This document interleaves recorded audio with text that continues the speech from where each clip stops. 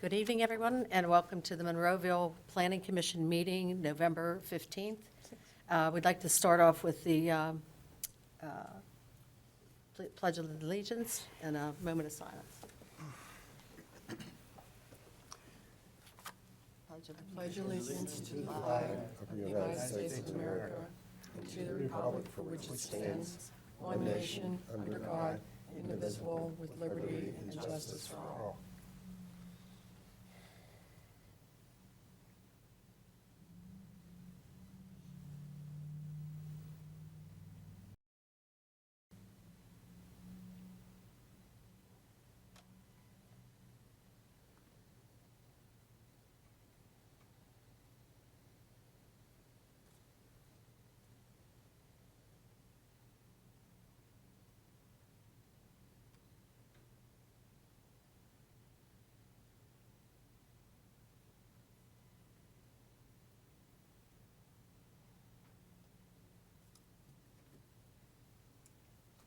Ready? Okay.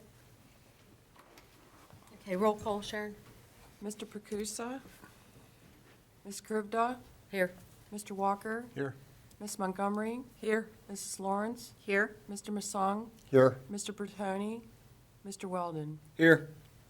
Okay, we're going to start off with the approval of the minutes from month's meeting. Do I have anybody that's? I will approve the minutes. There's a typo on the back. Where? Says Mr. Lawrence, it should say Mrs. Okay, thank you. Other than that, I'm fine with it. Thank you. Okay. Roll call? Ms. Krivda? Yes. Mr. Walker? Yes. Ms. Montgomery? Yes. Ms. Lawrence? Yes. Mr. Masong? Yes.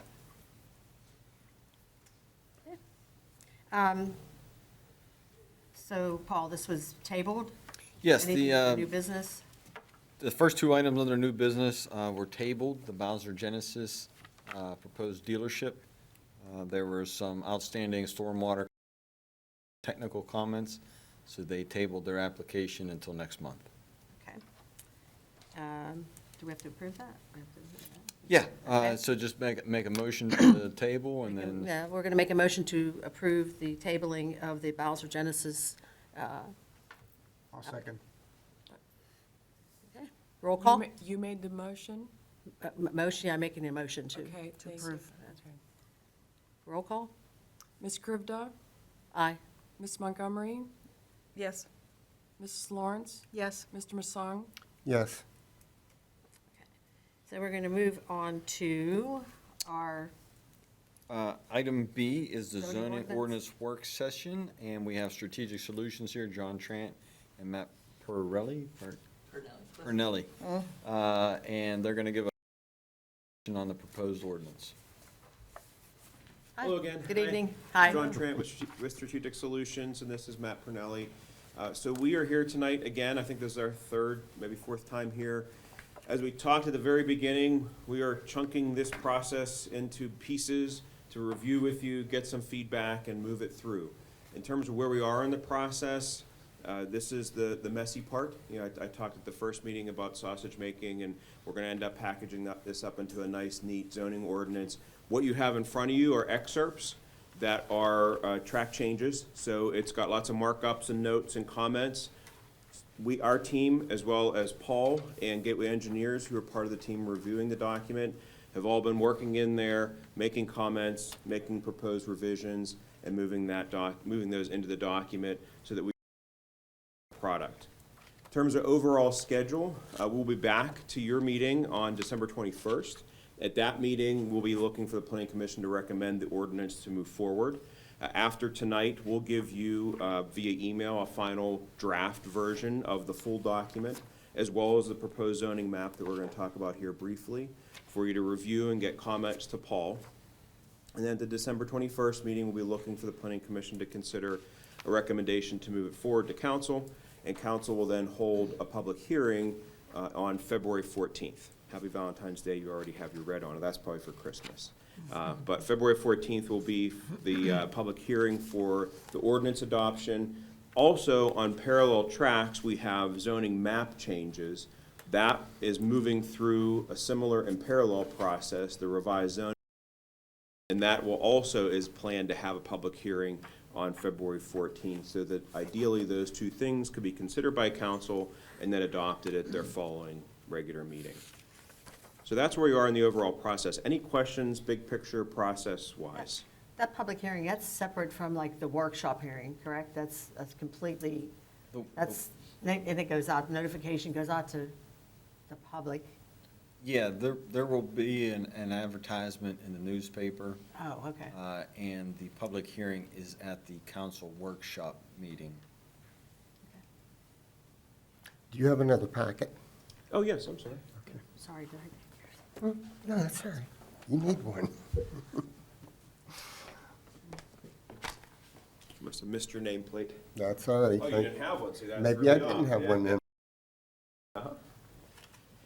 So I think we're actually going to start with the map, if that's okay, Paul, because that will give you a sense as we walk through the use, some of these uses that we're going to review in the use chart. We're going to talk about where the different zoning districts are and what uses are permitted where. Now, you saw this map last time in draft form at the last meeting, and we've been working with Paul and with Gateway to get a new proposed map. So all the changes and markups that were on the drafts that we showed you previously, to get those into the GIS and a final version to consider. So we don't have a copy of that map? No, not right now. Not No, yet. you'll get it via email. Correct. The biggest change on the zoning map is along the Route 22 corridor. We're adding in a couple of zoning districts that will all, residential to be mixed in with the commercial and retail. So on the map, it's a little hard to see here, but the dark red areas, there's some cross-hatching in there, and those are the areas that are gonna be rezoned to like a boulevard district or a C3 district. Right now, everything is C2, which is our commercial district, which allows a lot of different uses. The boulevard and the C3 also allow a lot of those uses, but it will also permit like apartments above stores. We've had a few businesses interested in renting out some space for housing. So that's the biggest change. Other than that, most of the map stays pretty much the same. You know, yellow is the R2 single family. This color is R1 single family. None of that's changed. That was broken up into some different things before. We have that under one zoning district called landfill now. The green is our conservancy. None of that's really changed. So most of the map has stayed the same except for the business corridor, 22, some on 48, Route 286. But most of the map has stayed the same. We're just trying to incorporate some housing into the residential and retail. Oh, and down the mall. That's part of that corridor, but we're also going to permit housing in with the mall, because we're not really sure what's gonna happen with that. It's a big parcel. You know, if somebody wanted to do something like down at the Homestead waterfront, you know, put some townhouses around the border or something, do something like that. So it may help the mall, especially with the veteran, the VA clinic going in down there.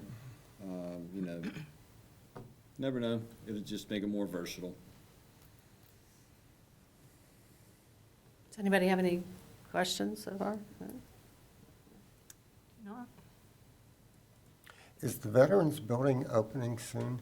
I think they're aiming for late spring, early summer, but they're getting close. Our chain link fence is down.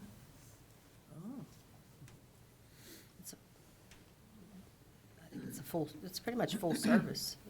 It is. There's really no overnight stays or anything. No, it's But anything but it's- surgical, like, but there's some minor, you know, surgical procedures they can it's- do there, it's a but it's big- pretty, it's as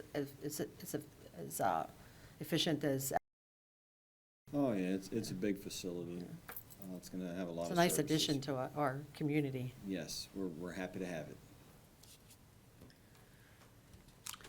Okay, so in front of you is a packet of excerpts, as I said, with markups and comments from the team that's been working on reviewing the document along with Paul. There are three main components when we talk about regulating land uses.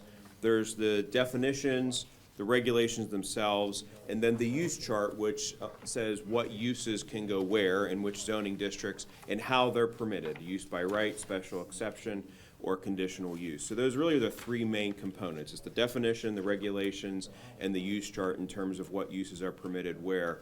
We're not going to walk you through every single word here, obviously, and this is just an excerpt of a 400-page. We are going to use a couple of examples and walk you through those three components so you can get a sense of how these land uses are being regulated in the proposed ordinance. So Matt's going to walk you through those examples. Okay. So we're gonna do some flipping to start here.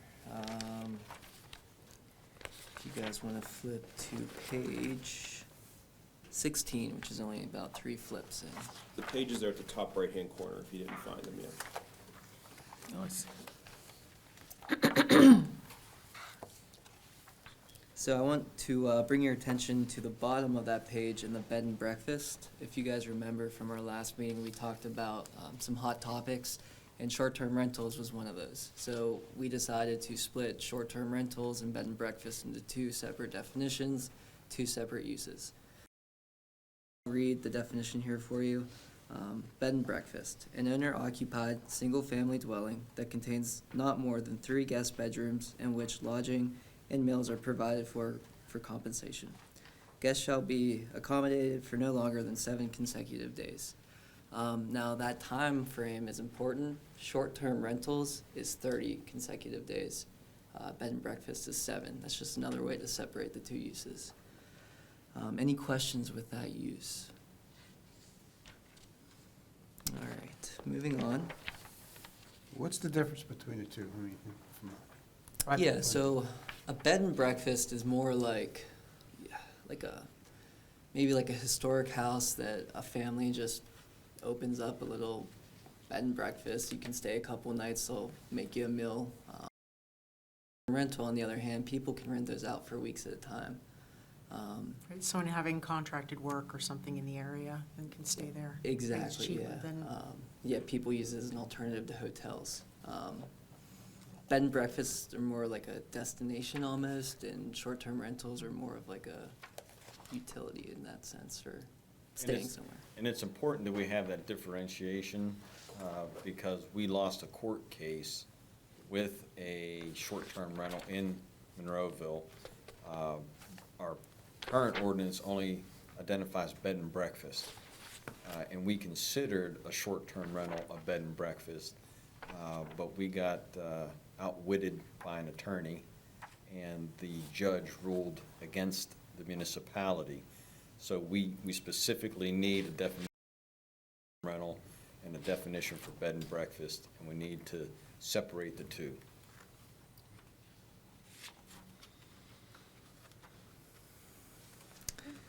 If I could have you guys turn to page 30.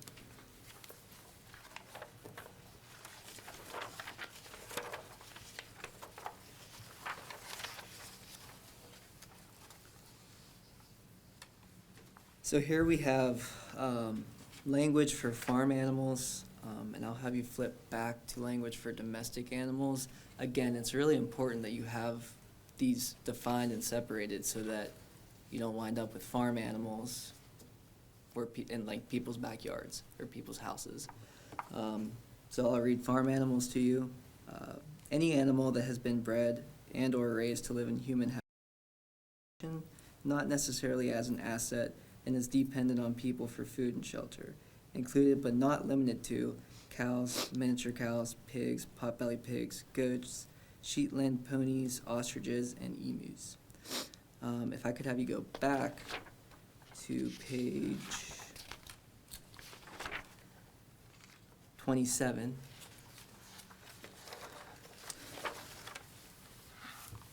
There you'll find domestic pets, any animal that has been bred and or raised to live in human habitation, including but not limited to dogs and cats.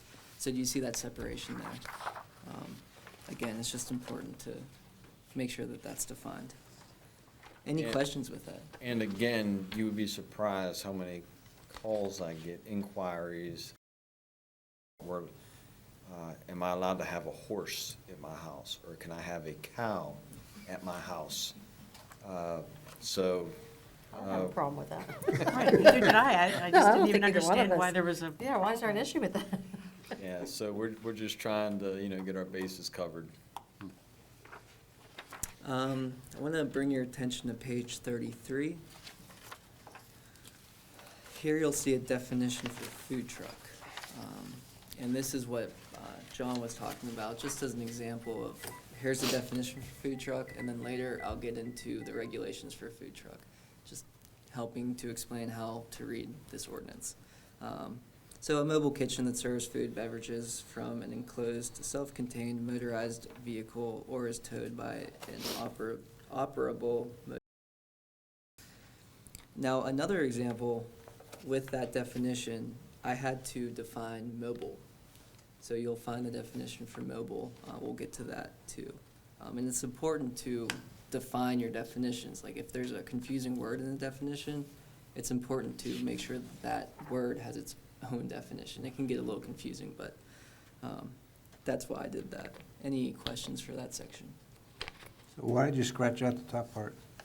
That was from the previous ordinance. I felt that this new definition was a little simpler to understand. Yeah.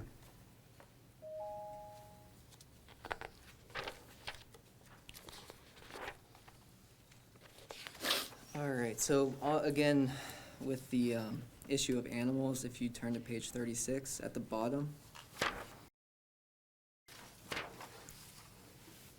you'll find the hobby farm definition. Now, a hobby farm is if somebody doesn't technically live on a farm, but they have a lot of acreage and they want to keep farm animals. Not necessarily as a business, but more as a hobby.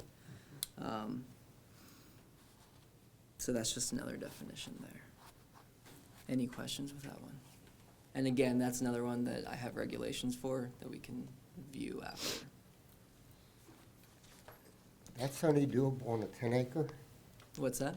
Is that only doable on a 10-acre? Is that the max? Yes, yeah. Okay, are there many tracks, or is there much property around that you could use? There's several properties that people live on that have more than 10 acres, less than 10 acres.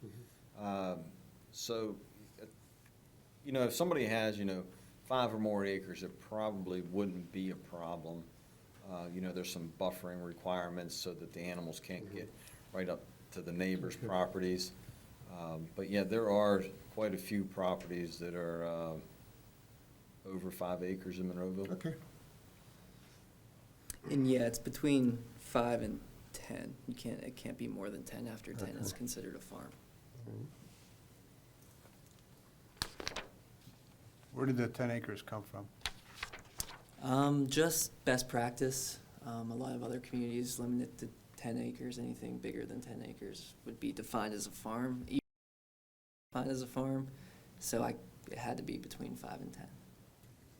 And for the larger animals, Heidi might be able to speak to this, people that own horses or cows or something, that the rule of thumb seems to be, 10 acres per large animal. Does that sound about right? 10 acres? I don't think so for a large animal. I don't know. 10 acres? 10 acres seems like That's a lot of Too acres. much too much for as a requirement. Yeah. It's for the just, requirement. It seems like yeah. really, where are you It's gonna very find large. a 10-acre I lot? thought it was in 1 acre Monroeville? or 2 acres. What's I thought that? it was 1 acre for, Yeah, or 2 per acres for a animal, horse. right. And every animal you, We could Yeah. reduce it to 5. However, if you reduce it to 5, it would open up a whole lot more parcels in the, have that available to them. And the concern would be there'd be some unintended consequences with the ability to put on 5 acres a hobby farm right next to where you've got half-acre or quarter-acre single-family homes, in more instances than where you would have a 10-acre lot, which might be allow for some more separation. I don't think it needs to change, do you? What's that? I don't think it needs to change from 10 to 5 acre. We don't have a Yeah, requirement there's right nothing now. now. Okay. So we can do So- whatever you guys want to do. Yeah, so Right like- now, it's 10. To Matt's point, in my research, it seemed like 10 was the common minimum. I think that 10 saw, is too so- much, really. It's like it's too, That was just a definition of a hobby farm. yeah, It wasn't the definition And of whether 10's you could have a the horse on it max. or not. right. That's a different ordinance altogether. Don't worry, we'll get you one. Yeah, so 10's the max, yeah. So 10's the max, but I think I just heard you say something that I want to make sure is clear. You can't have a hobby farm if you have less than 10 acres. So if you wanted to have a horse, which would be a hobby farm, you'd have to have 10 acres. So if you want to make that smaller, we would need to make this definition smaller. This says, wait a minute, what did you say? This says that has less than 10 acres, and you're saying it has to have 10 acres? Yeah, it's- I think farm is 10 and over, And then hobby farm Hobby is farm. 10, or less than 10. located Oh, on a right. tract which has less than 10 acres. I don't think that's what you just said.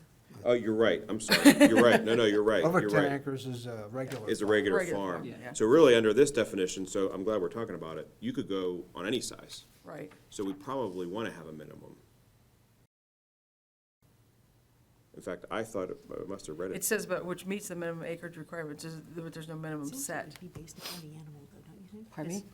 Because it seems Maybe like do it would be based upon the animal, because if you had a pig would require much less land than a horse would, and so forth, so I don't know how to do that. Or goats, I mean, goats goats, don't yeah. require, Well, it's more about where you want to allow it. Again, if you allow it on, under this definition, you could have it on something that's an acre or half an acre. So that could be your house. And I don't know if we really want to allow pigs in your neighborhood in somebody's backyard. So that's really the point here. So we really actually, when I actually read this, I read it, that for some reason I read into it a 5. Usually there's a range of 5 to 10, minimum of 5, maximum of 10, 10 and I think we should put the minimum of 5 at least, if not, 10 to 15. Looking at the overall municipality, if there's a hobby farm on something less than 5 acres, you could end up with a farm in a place that could cause some consternation with existing single-family homes. I like the 5 acres for the hobby farm, and if somebody on a 3-acre parcel wanted to have pigs or something, they could always go to zoning hearing board to get a Get a special variance. exception or a variance or something. I was about to recommend it, that sounds good. 5. So 5 to With 10. an application flow, or if you're, Okay. just goats or something. In the regulation, which we were gonna get to, that's fine, we can go to it now. If you turn it to 17, well, you don't have to turn, I can just tell you. Minimum lot area for a hobby farm is 5 acres. So we'll fix the definition to be Yep. easy to understand there. And we'll fix that, and the regulation's there, it just needs to be fixed in the definition.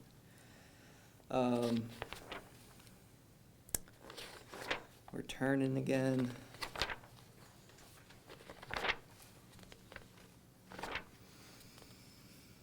On page 46, that's where I included the definition for mobile. Again, that is just so people don't mistake what a mobile food truck is.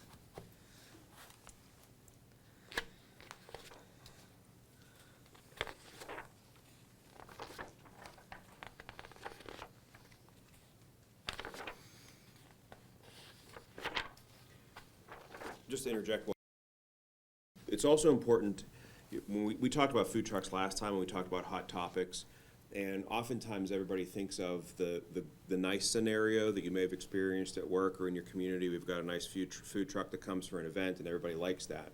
What you're not gonna like is if somebody pulls up a, double wide trailer, drops it and leaves it for days or weeks on end, and, you got a vehicle with wheels falling off. So that's why it's important to be super descriptive and say it has to be an operable mobile vehicle if it's truly gonna be a food truck.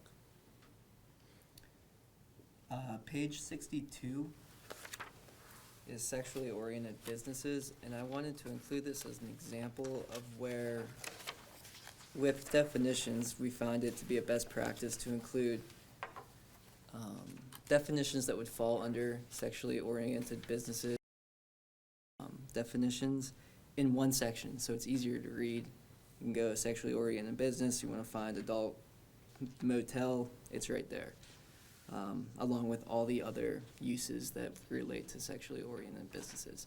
And that's an example, like signs is another example, so we have the definition for sign, and then all the, I think it's like something like 37 different signs that you can have, all in one place instead of just in separate locations where they'd fit alphabetically.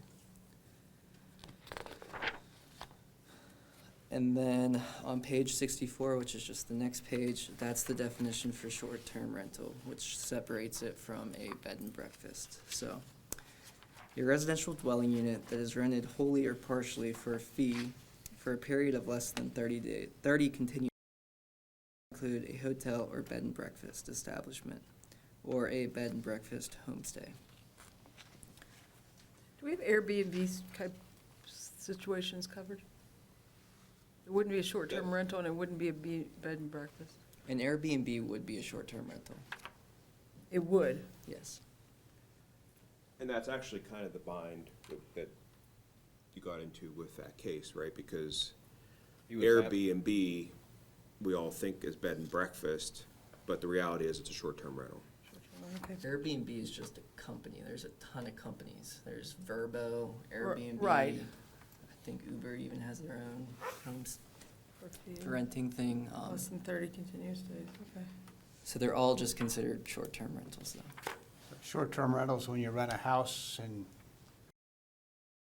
breakfast, et cetera. Exactly. Think of it as a hotel, just a room, really, just one room that you can rent. I was gonna say, it could be a room, it could be an actual house, House, whatever. yeah. Yep. Should we have the term air bed and breakfast mentioned in there somewhere as a cross-reference? Just so that there is no ambiguity. Somebody calls up, well, you don't have air bed and breakfast, and I'm doing an Airbnb. I guess we can include common businesses and their name. I mean, if it's In gonna that be, if definition. we're gonna consider a short-term rental, maybe put in parentheses in that definition, including Airbnb, Yeah. something like that. So there's 3 different categories here? Bed and breakfast, short-term rental. There's 2 different categories, bed and breakfast and short-term rental. Would And, be yeah. similar. Just out of curiosity, do we need to add any other verbiage in terms of what can be done during that short-term stay? I guess it should be more like a, That's just a definition. yeah, so then There is a you've got, section where it has requirements. like, okay, Yeah, I was gonna say, There's a list of requirements. requirements of what you can and can't be doing. Yeah, Okay. so right now, we're just doing the Got it. definitions, and then in the meat of the ordinance, there's regulations. Okay, good. On the next page is just another example of putting definitions together, like I mentioned before, the sign. And that goes for a couple of pages.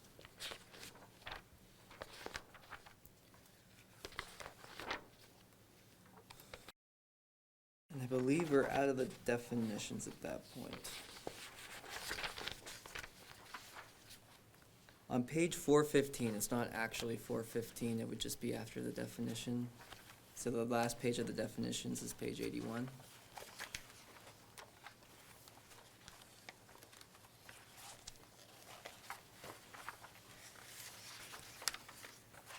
At the bottom, you'll find the regulations for bed and breakfast. And you can see there I removed Airbnb in parentheses from the original ordinance because it's not an Airbnb. Which page are you on? So turn to page 81, 81? and then the next page after 81 is page 415. It's completely out of order, but like John said, these are excerpts from. We actually have an 82, Yeah, we have 82, 83. Got 84. Oh, Oh, I see, it's actually I just 450, it's after 450. 84. There we go, Yeah. 450. Sorry about Past that. 80, page 84. that's okay. 415, and at the bottom there is the bed and breakfast. So again, you can read through these regulations, but there they are.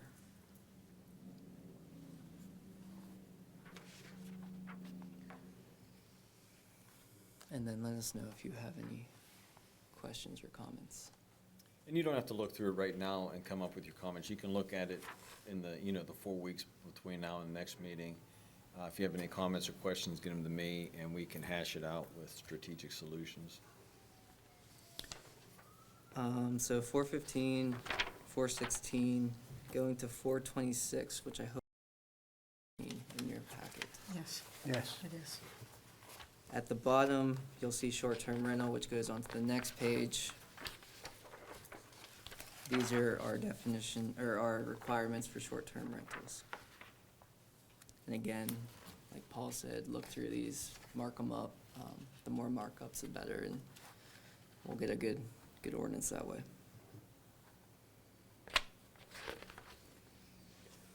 One thing to point out there is on page 427, B, requires an annual permit and fee from the township.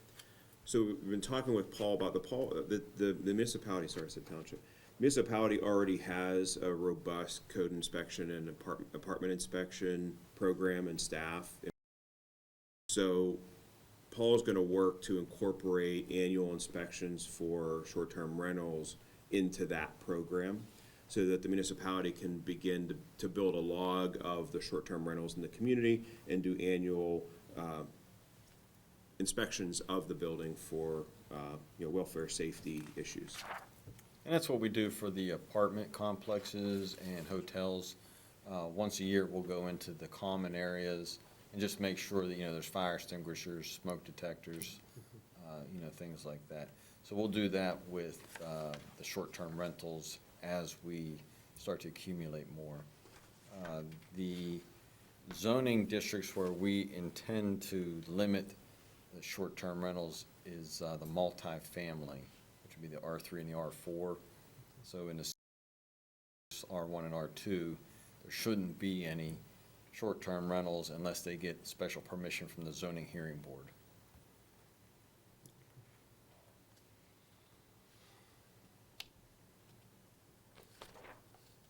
The next section brings us to the hobby farm regulations that we were talking about earlier.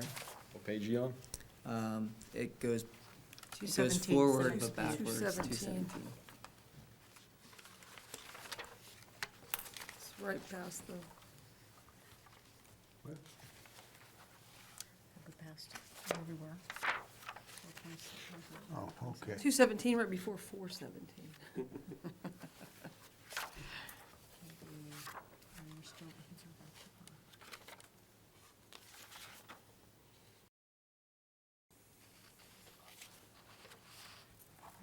And again, that requirement of 5 acres to have a hobby farm is listed there. Maybe one more.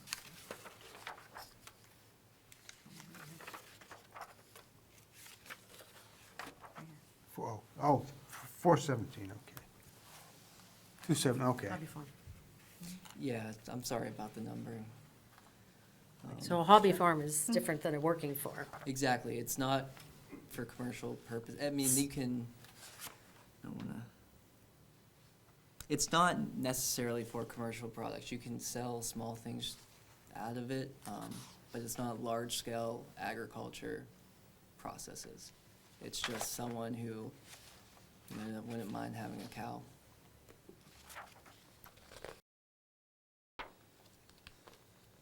We have something like that existing right now up by the landfill. There's a resident that has fairly large parcel. He has a couple of horses, a barn, stable. And in that location, nobody even knows it's there. So it's never been an issue.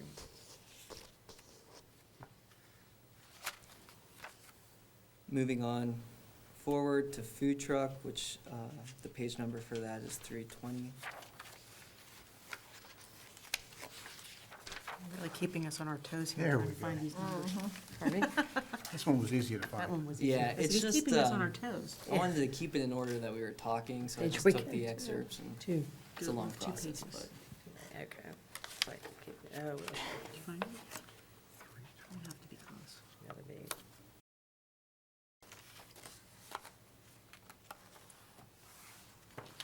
We have this. 320. I'll just pass it up. One thing I wanted to point out there, under A, licensing, we talked to Paul earlier this week. We're gonna add a special permit for the food trucks also, kind of like the short-term rentals.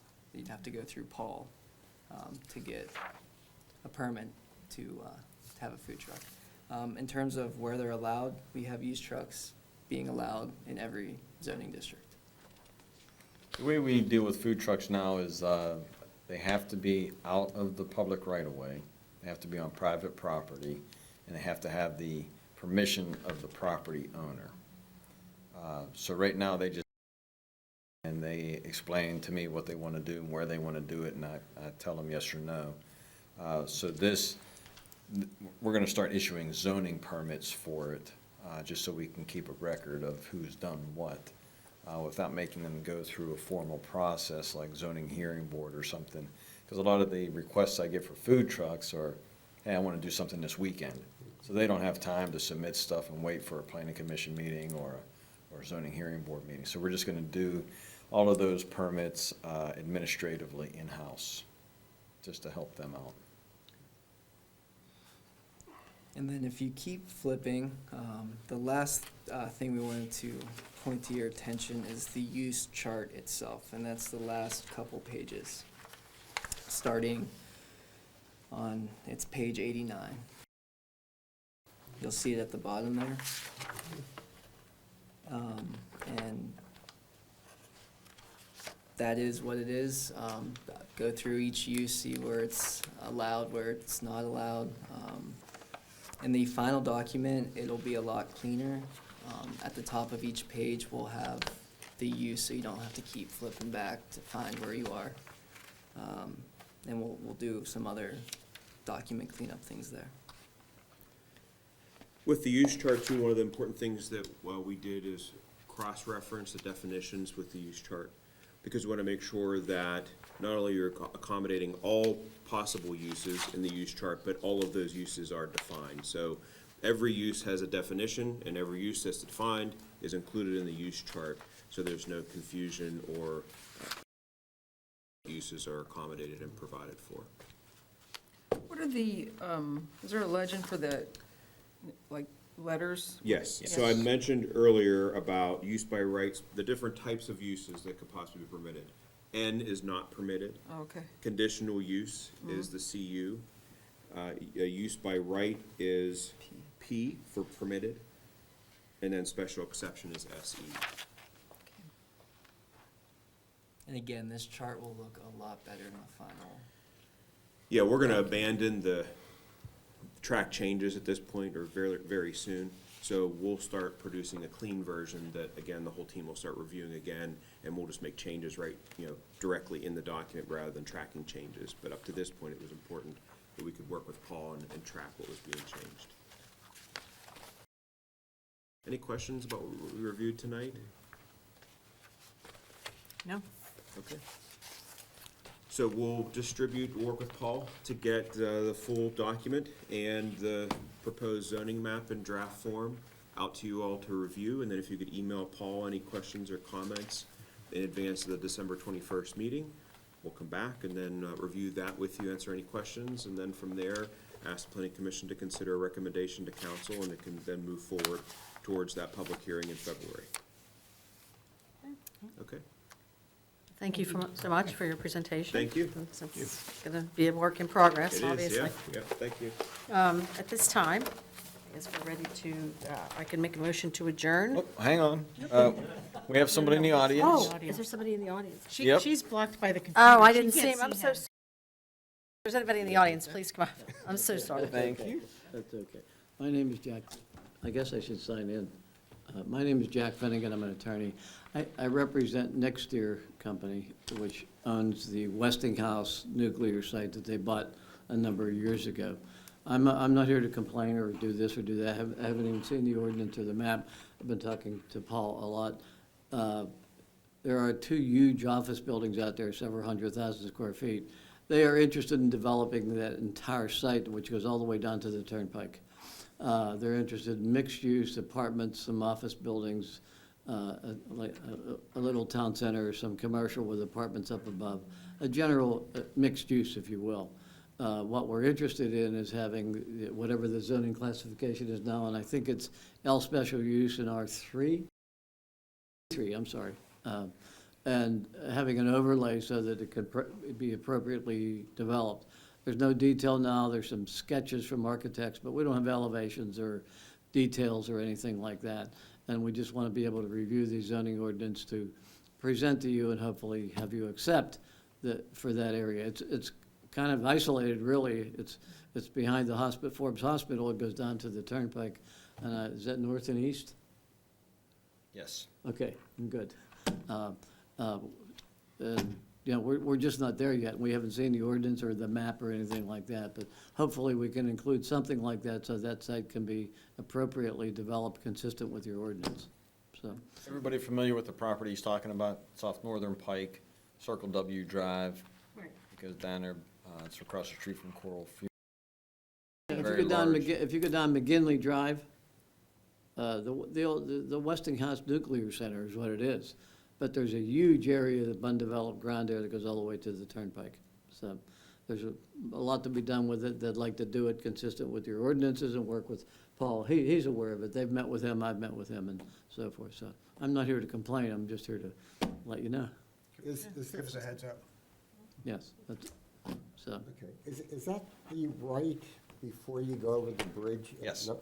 Okay, Yep. Yeah, that's the right turn before you go over the bridge to the fire hall. okay, The overpass Yeah. by the Yeah. fire department. I think, Correct. yeah. Correct. okay, I got it. But the fire hall's on the north side of the Turnpike, and this is on the south side Turnpike. Okay? Yeah, and one thing we didn't talk about tonight is that property is also a medical overlay district. Just because we were looking at UPMC and Forbes AHN, and we're trying to come up with ways to accommodate future expansion of the medical district. And Yes. talking with Jack and the owners, there may be some collaboration between AHN and Next Tier somewhere in the future. So we included that property in the overlay district. So the overlay district has another set of regulations and things you can do. Yeah, part of the consideration is medical office buildings, but, you know, that has to do with Forbes or AHN and so forth, and, you know, plans are wonderful, but they all have to be funded. Yeah. What is next here? I've seen it like as a bank, and we're talking, You know what, I honestly don't know. There are several I've seen them too. I don't know whether they're interrelated or there's some other something bigger. up there that does that. You know, we simply represent the owners of that ground, Okay. okay? So, thank you for your attention. Thank you. Is there anybody else in the audience That's it. that has anything? I don't want to miss anybody behind anybody else. Okay, so I would like to make a motion to adjourn the meeting. I'll make a motion. Second? Okay, All in a favor? roll call. All in favor? Aye. Aye. Okay, good night. Thank you.